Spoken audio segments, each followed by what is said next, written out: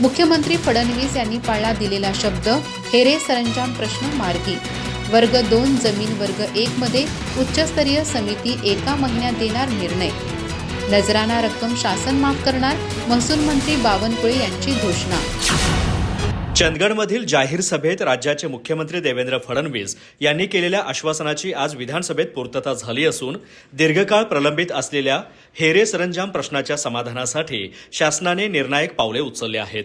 या निर्णयांमुळे कोल्हापूर जिल्ह्यातील हेरे सरंजाम इनामातील 55 गावांमधील जमीनधारकांना दिलासा मिळण्याचा मार्ग मोकळा झाला आहे. विधानसभेत आमदारांनी मांडलेल्या लक्षवेधी सूचनेवर उत्तर देताना महसूल मंत्री चंद्रशेखर बावनकुळे यांनी हेरे सरंजाम संदर्भात 3 महत्वाच्या घोषणा केल्या. फेरफार अभिलेख, 7-12 उतारे, एकत्रीकरण नोंदी, भूमी अभिलेखातील दुरुस्ती यासारखी माहिती उपलब्ध नसल्याने अनेक प्रकरणे रखडली होती. विनापरवाना खरेदी विक्री, बिनशेती वापर, शर्तभंग यांची नोंदही अनेक ठिकाणी अस्पष्ट असल्याने मंजुरीला विलंब होत होता. 7-12 सर्व सहधारकांची संमती नसल्याने अर्ज प्रलंबित राहिले, तर बेदखल कुळ प्रकरणात 2001च्या शासन निर्णयातील अटी पूर्ण न झाल्याने प्रक्रियेत अडथळे येत होते.